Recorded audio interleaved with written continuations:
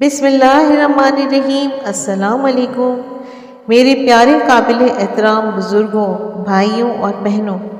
آج میں آپ حضرات کے لیے قرآن کریم کی سب سے افضل، سب سے بہتر اور مشہور آیت یعنی آیت الکرسی کے بارے میں جناب رسول اللہ صلی اللہ علیہ وآلہ وسلم کے کچھ ارشادات عرض کروں گی تاکہ ہمارے دلوں میں اس عظیم آیت کی اہمیت بیٹھ جائے اور ہم اس آیت کی قدر کریں اور اس کے پڑھنے کا معمول بنائیں، کیونکہ اس آیت میں اللہ تعالیٰ نے ہماری حفاظت کا زبردست انتظام فرمایا ہے، اور اس آیت میں اللہ تعالیٰ نے جو فضائل و برکات رکھے ہیں، جو اجر و ثواب رکھا ہے، ان کو حاصل کرنے کی کوشش کریں۔ سب سے افضل آیت یعنی احادیث میں اس آیت کی بہت ہی فضیلتیں اور برکتیں بیان کی گئی ہیں۔ چنانچہ ایک حدیث میں ہے کہ ایک مرتبہ رحمت کائنات جناب رسول اللہ صلی اللہ علیہ وآلہ وسلم نے حضرت ابی بن کعب رضی اللہ تعالیٰ عنہ سے پوچھا کہ اے ابی، یہ بتاؤ کہ قرآن کریم کی سب سے افضل آیت کون سی ہے؟ انہوں نے کچھ دیر سوچ کر جواب دیا کہ یا رسول اللہ، آیت الکرسی قرآن کریم کی سب سے افضل آیت ہے۔ یہ جواب سن کر حضور اقدس صلی اللہ علیہ وآلہ وسلم نے فرمایا کہ اے ابو منذر، تم کو علم مبارک ہو۔ اس آیت کی ایک زبان اور دو ہونٹ ہیں، یہ عرش کے قریب اللہ تعالیٰ کی پاکی بیان کرتی رہتی ہے۔ بہرحال تم نے صحیح جواب دیا۔ بلا شبہ قرآن کریم کی ایک آیات میں سب سے افضل اور بہترین آیت آیت الکرسی ہے، اس لیے اس کو پڑھنا چاہیے۔ عالم مثال میں ہر چیز کی ایک صورت ہوتی ہے۔ عالم مثال میں اللہ جل شانہ نے اس آیت کو یہ صورت عطا فرمائی ہے کہ اس کی ایک زبان اور دو ہونٹ ہیں، اور اس کی خاص شکل و صورت میں یہ آیت اللہ تعالیٰ کی حمد و ثنا بیان کرتی رہتی ہے۔ اس دنیا میں جتنے انسان ہیں وہ سب اچھے اور برے جو اعمال انجام دیتے ہیں، ان کی ایک شکل و صورت بھی ہوتی ہے۔ اس دنیا میں وہ شکل و صورت عام طور پہ ہمیں نظر نہیں آتی، لیکن عالم مثال میں اللہ تعالیٰ نے ہر عمل کی ایک خاص شکل بنائی ہے۔ اعمال صالح کی بھی شکلیں ہیں اور گناہوں کی بھی شکلیں ہیں اور صورتیں ہیں۔ عالم برزخ اور جہنم میں بھی گناہ گار اور خوفناک شکل و صورت اختیار کر لیں گے، پھر وہ اس گناہ گار کو ایذا اور تکلیف اور عذاب دیں گے۔ اسی طرح نیک اعمال قبر میں اور جنت میں حسین اور خوبصورت شکلیں اختیار کر لیں گے، اور پھر وہ اپنے کرنے والے کو راحت اور آرام پہنچ جائیں گے۔ اسی طرح میدان حشر میں حساب و کتاب کے وقت ترازو میں نیک اور برے اعمال وزن کیے جائیں گے۔ ایک قول کے مطابق ان کو مخصوص شکل میں لا کر ان کا وزن کیا جائے گا، پھر جس کی نیکیوں والا پلڑا جھک جائے گا اس کی بخشش کا فیصلہ ہو جائے گا، اور جس کے گناہوں کا پلڑا بھاری ہو جائے گا یا تو اللہ تعالیٰ اس کو اپنے فضل سے معاف فرما دیں گے یا اس کو جہنم میں جانے کا فیصلہ ہو جائے گا۔ اسی طرح ایک بزرگ کی نماز کے بارے میں ملاحظہ کیجیے۔ چنانچہ نماز کے بارے میں ایک بزرگ کا واقعہ مشہور و معروف ہے کہ وہ نماز کو بہت ہی عمدہ طریقے سے سنت کے مطابق ادا کرنے کی کوشش کیا کرتے تھے، اور ہر مسلمان کو چاہیے کہ وہ اپنی نماز اور دوسرے اعمال کو بہتر سے بہتر اور اعلیٰ سے اعلیٰ طریقے سے انجام دینے کی کوشش کرے۔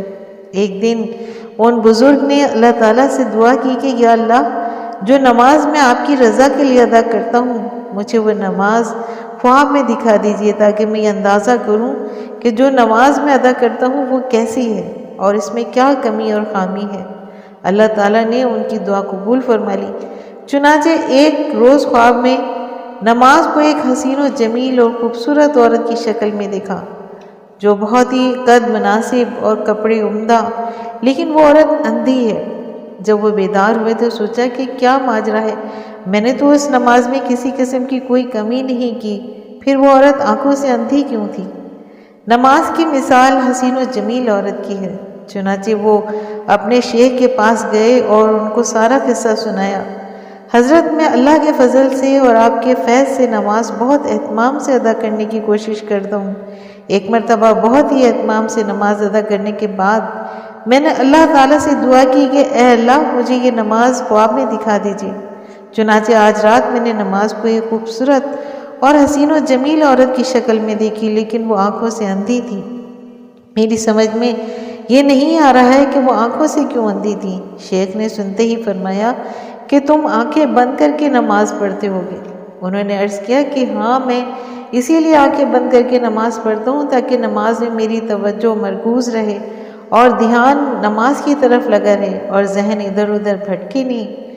شیخ نے فرمایا کہ اس طرح نماز پڑھنا خلاف سنت ہے، اور خلاف سنت ہونے کی وجہ سے تمہاری نماز اصل شکل کے اندر نابینا اور اندھی ہے، لہٰذا تم اس کی کمی کو بھی دور کر دو۔ نماز میں آنکھیں بند کرنا یعنی دیکھیے کہ ان صاحب کو ان کی نماز ایک عورت کی شکل میں دکھائی گئی۔ اصل حکم یہ ہے کہ دھیان لگانے کے لیے اگر کوئی شخص آنکھ بند کر کے نماز پڑھے تو یہ جائز ہے، لیکن خلاف سنت ہے۔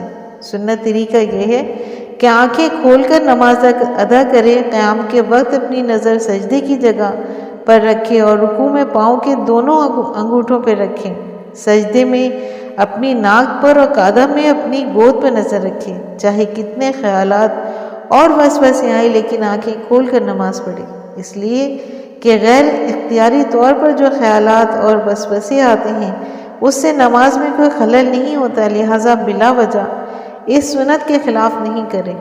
نماز میں خلل ان خیالات سے آتا ہے جو اپنے اختیار سے لائے جائیں یا خود خیالات غیر اختیاری طور پر آگے پھر اپنے اختیار سے ان خیالات کے اندر غور و فکر کرنے میں لگ جائے، اس سے نماز میں خلل آتا ہے اور نماز کے خشوع و خضوع میں فرق آتا ہے۔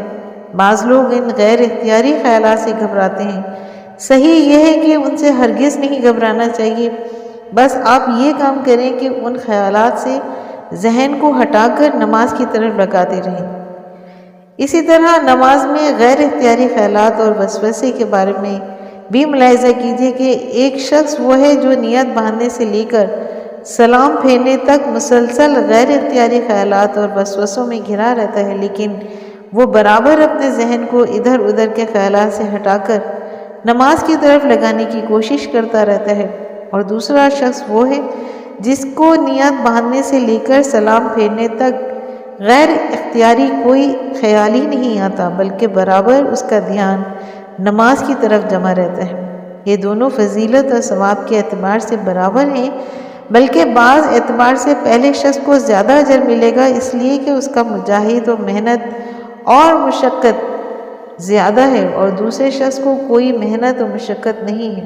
اس لیے آنکھیں کھول کر نماز پڑھنا بہتر ہے، اس سے کہ آدمی آنکھیں بند کر کے نماز ادا کرے۔ آیت الکرسی کی صورت کے بارے میں ملاحظہ کیجیے کہ بہرحال عالم المثال میں جس طرح نماز کی ایک خاص شکل و صورت ہے، اسی طرح آیت الکرسی کی بھی ایک خاص شکل و صورت ہے، جیسا کہ حدیث میں ہے کہ جناب رسول اللہ صلی اللہ علیہ وآلہ وسلم نے بیان فرمایا کہ اس آیت کے 2 ہونٹ اور 1 زبان ہے، اور یہ آیت عرش کے قریب اللہ تعالیٰ کی حمد و ثنا بیان کرتی رہتی ہے۔ آیت الکرسی چوتھائی قرآن کے برابر ہے۔ ایک اور حدیث میں ہے کہ جناب رسول صلی اللہ علیہ وآلہ وسلم نے فرمایا کہ آیت الکرسی چوتھائی قرآن کریم کے برابر ہے۔ اس حدیث کے 2 مطلب ہیں۔ ایک مطلب یہ ہے کہ جو مضامین قرآن کریم کے اندر بیان ہوئے ہیں، ان تمام مضامین کا 1/4 حصہ آیت الکرسی کے اندر موجود ہے، اس لحاظ سے یہ چوتھائی قرآن کریم کے برابر ہے۔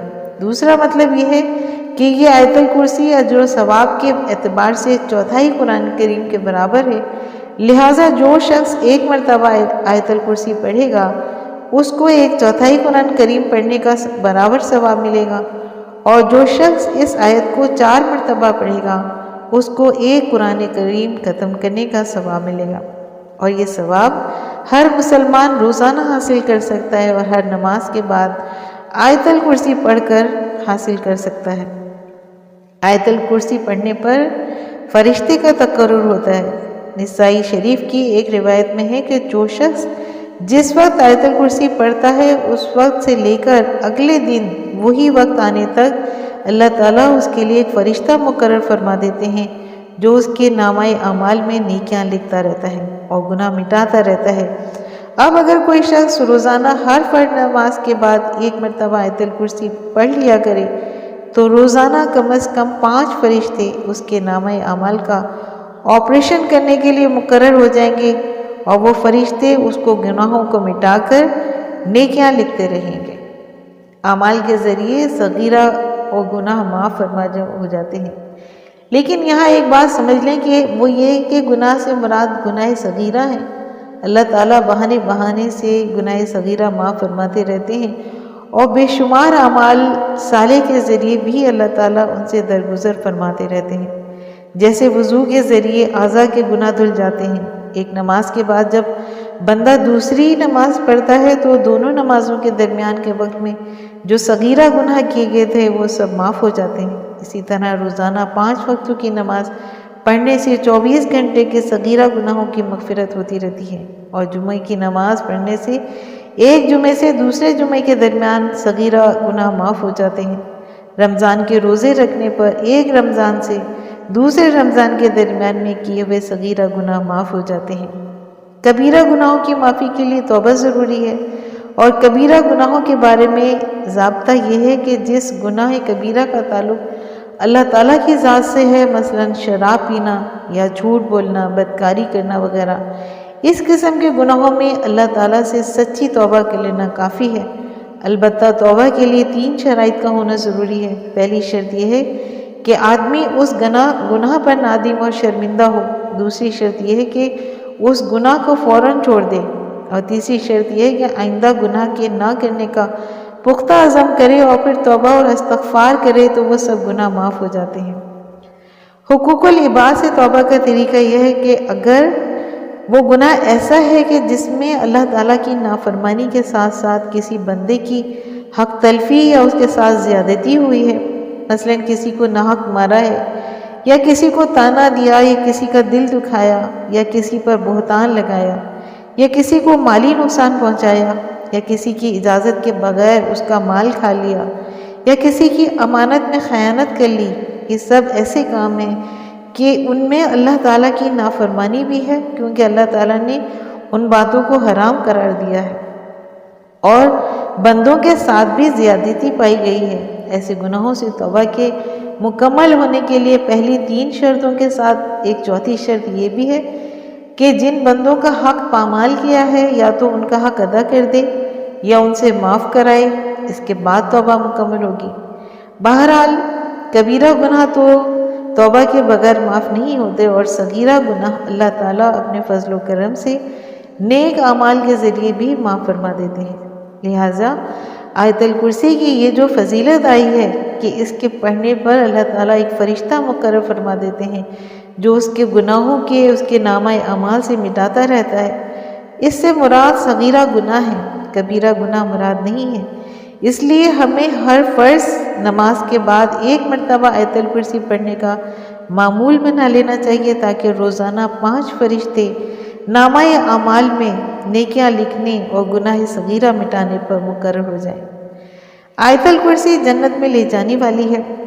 حضرت علی رضی اللہ تعالیٰ عنہ سے مروی ہے کہ میں نے منبر پر سرکار دو عالم صلی اللہ علیہ وآلہ وسلم کو یہ فرماتے ہوئے سنا کہ جو شخص ہر فرض نماز کے بعد آیت الکرسی پڑھتا ہے، اس کے اور جنت کے درمیان صرف موت حائل ہوتی ہے، یعنی آیت الکرسی پڑھنے کی وجہ سے وہ شخص جنتی ہو گیا، بس صرف مرنا باقی ہے۔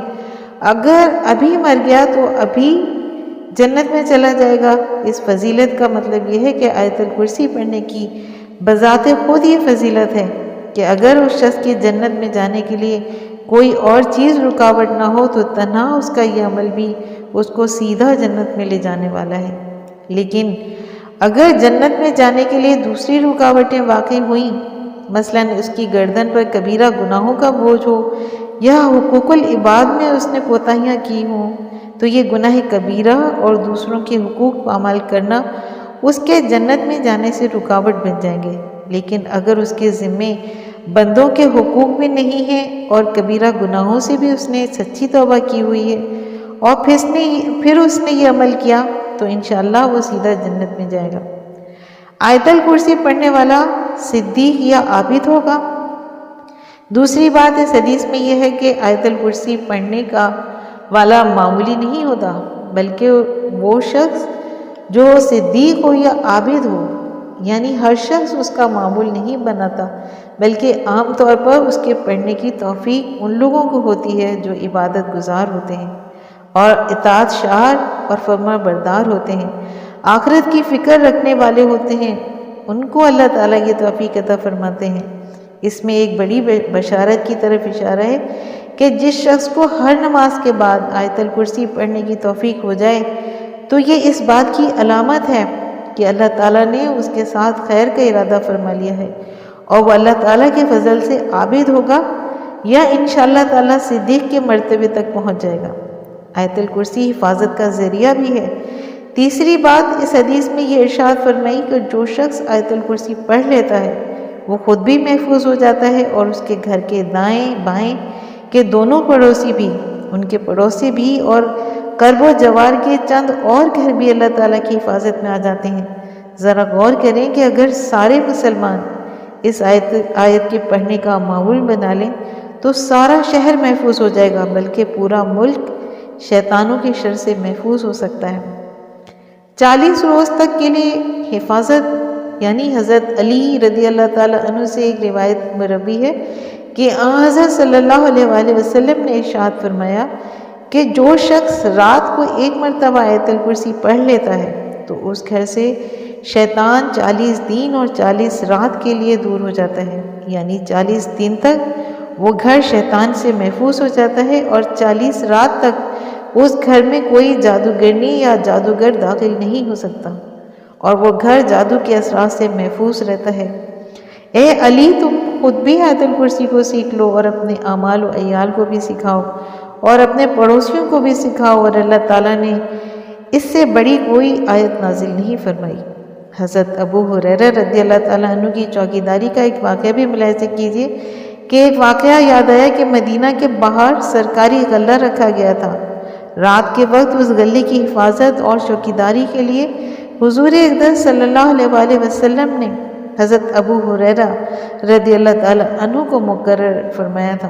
صحابہ کرام رضی اللہ تعالیٰ عنہ میں حضرت ابو ہریرہ رضی اللہ تعالیٰ عنہ بہت سادہ اور مسکین طبیعت کے انسان تھے، چنانچہ وہ رات کے وقت اس غلے کی چوکیداری کے لیے وہاں بیٹھ گئے۔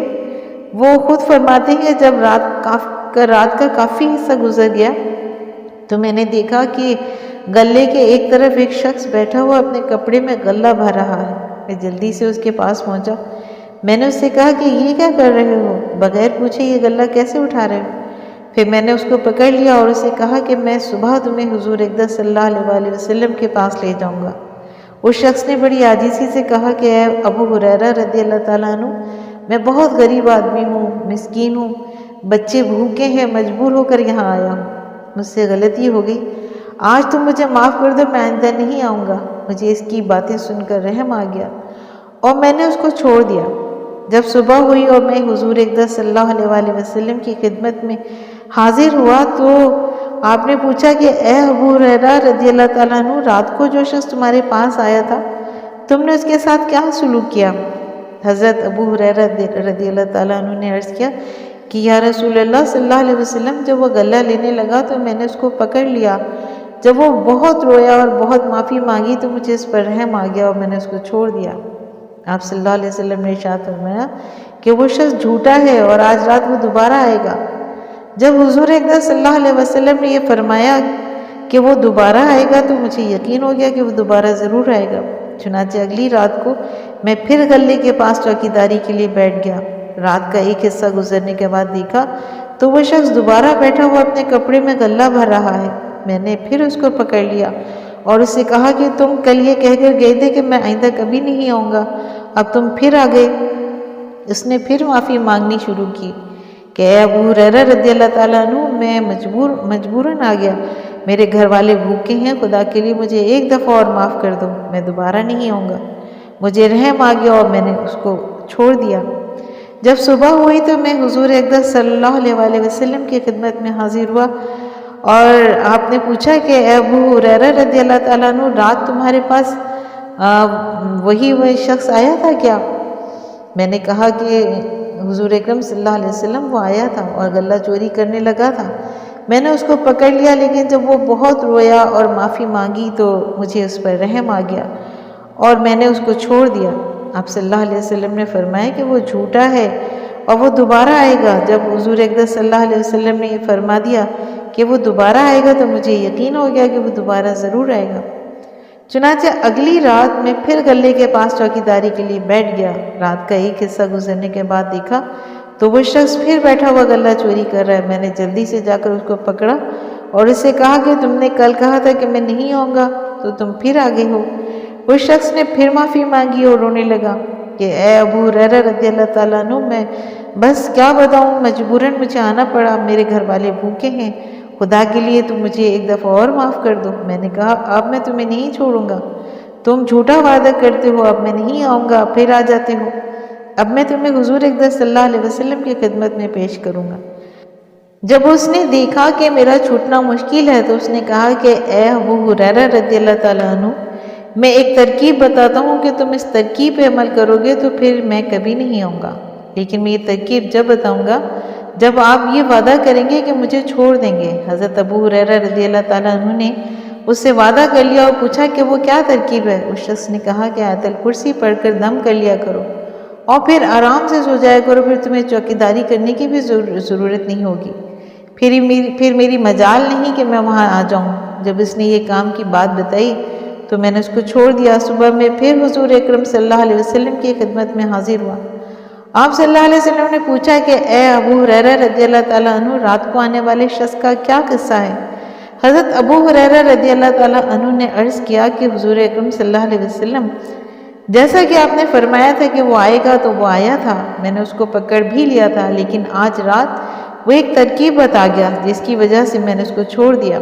حضور اکرم صلی اللہ علیہ وسلم نے پوچھا کہ اس نے کیا ترکیب بتائی؟ حضرت ابو ہریرہ رضی اللہ تعالیٰ عنہ نے عرض کیا کہ اس نے یہ ترکیب بتائی کہ تم آیت الکرسی پڑھ کر دم کر لیا کرو، پھر میں کبھی نہیں آؤں گا۔ حضور اقدس صلی اللہ علیہ وسلم نے فرمایا کہ وہ شیطان تھا، حقیقت میں تو وہ جھوٹا تھا، لیکن سچی بات کہہ گیا، یعنی اپنا راستہ بند کرنے کا صحیح طریقہ وہ خود بتا گیا۔ باقی یہ سچی بات ہے کہ جس چیز پر آیت الکرسی پڑھ دی جائے وہ چیز محفوظ ہو جاتی ہے اور شیطان کا عمل دخل اس پر نہیں رہتا۔ اسی طرح آیت الکرسی اور معوذتین پڑھ کر دم کرنا، تین چیزیں ایسی ہیں کہ اگر انسان ان کو اپنی زندگی کا معمول بنا لے تو انشاءاللہ اس کو کبھی نقصان نہیں پہنچے گا۔ ایک آیت الکرسی، ایک قل اعوذ برب الفلق اور ایک قل اعوذ برب الناس، یہ تینوں چیزیں حفاظت کے لیے اکثیر ہیں۔ اگر کوئی شخص اپنا یہ معمول بنا لے کہ 7 مرتبہ آیت الکرسی پڑھ کر اپنے دونوں ہاتھوں پر دم کر کے اپنے پورے جسم پر ہاتھ پھیر لے اور پھر قل اعوذ برب الفلق 7 مرتبہ پڑھ کر اسی طرح دم کرے اور پھر قل اعوذ برب الناس 7 مرتبہ پڑھ کر اسی طرح دم کرے تو انشاءاللہ تعالی جنات سے، آسیب سے، جادو سے، نظر بد سے اور تمام موذی مرض چیزوں سے اس کی حفاظت ہو جائے گی۔